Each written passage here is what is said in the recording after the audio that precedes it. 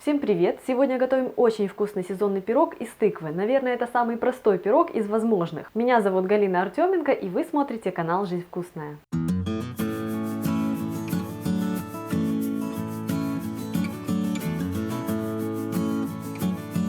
Ингредиенты для моего рецепта: 800 граммов тыквы, лучше брать мускатную, она более сладкая по вкусу, 100 граммов сахара для начинки, сок и цедра одного лимона. Если вдруг вы не любите цедру лимона, добавьте просто сок, а саму начинку приправьте либо корицей, либо какой-нибудь специей, которая вам по душе. Для насыпного теста я буду использовать по 1 стакану обычной белой пшеничной муки, манной крупы и сахара. Также добавлю щепотку соли для того, чтобы вкус был более контрастным. И буду использовать 1 пачку сливочного масла. Я ее предварительно отправила в морозильную камеру, чтобы она замерзла, и натирать мне ее было проще.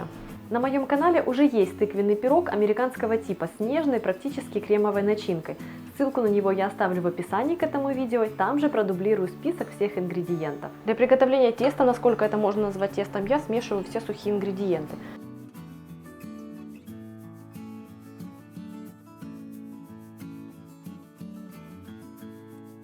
Просто перемешиваю все до однородности. Для приготовления начинки я буду использовать свой кухонный комбайн, буду натирать тыкву на вот такой самой маленькой терочке. Вы можете натереть просто вручную, но я воспользуюсь помощником.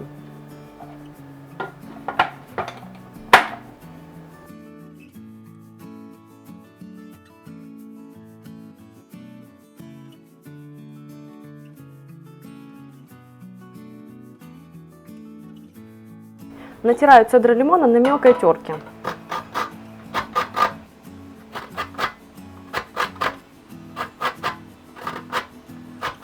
Отправляю к тыкве сахар, натертую цедру лимона и выжимаю лимонный сок.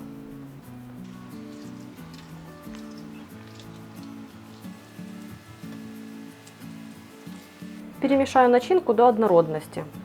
Сахар нужно распределить по тыкве, и сейчас, пока мы будем заканчивать приготовление теста, он растворится и тыква немножко пустит сок. Вот этого сока бояться не стоит, потому что он увлажнит тесто и свяжет все воедино.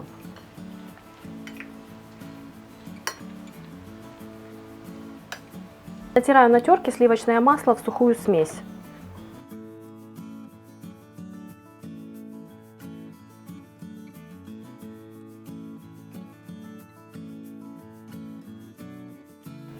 Теперь нужно аккуратненько перемешать сухую смесь с маслом. Не нужно растирать что-то, сформировать тесто, просто нужно перемешать. У меня здесь не очень большая миска, что не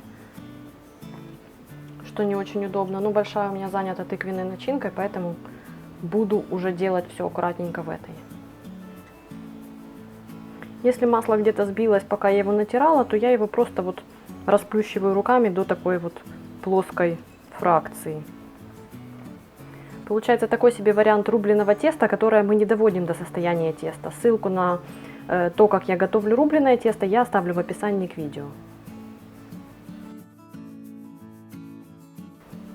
Все, масса довольно однородная, масло перемешалось с сухими ингредиентами, буду приступать к формированию пирога. Начинаю собирать пирог, делать это я буду в кольце диаметром 18 сантиметров, хочу, чтобы пирог получился более высоким.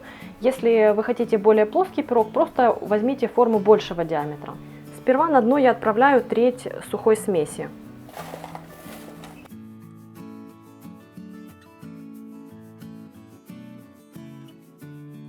Теперь очередь тыквенной начинки, отправляю половину.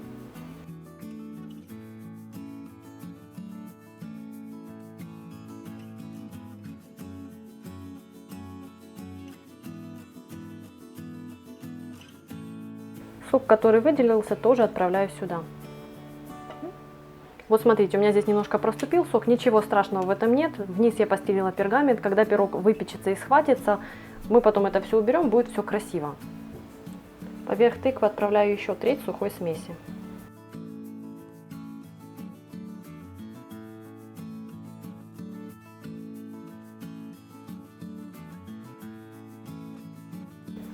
И отправляю вторую половину тыквенной начинки.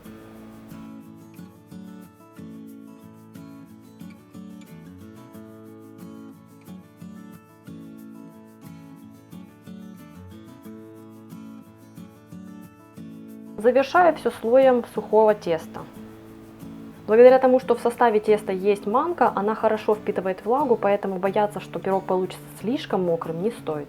Если бы мы не использовали манку, а использовали только муку, скорее всего, пирог мог получиться таким слегка клеклым. Пирог будет выпекаться при температуре 200 градусов 30-35 минут или до румяности. Следите за тем, как идет процесс в вашей духовке.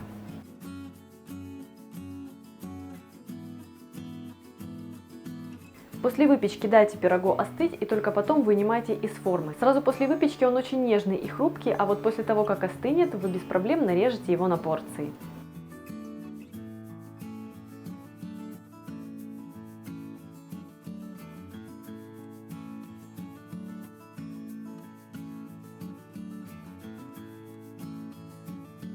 Спасибо, что посмотрели мое видео. Если оно вам понравилось, ставьте лайки, подписывайтесь на мой канал. Также подписывайтесь на меня в инстаграме, у меня всегда все очень вкусно.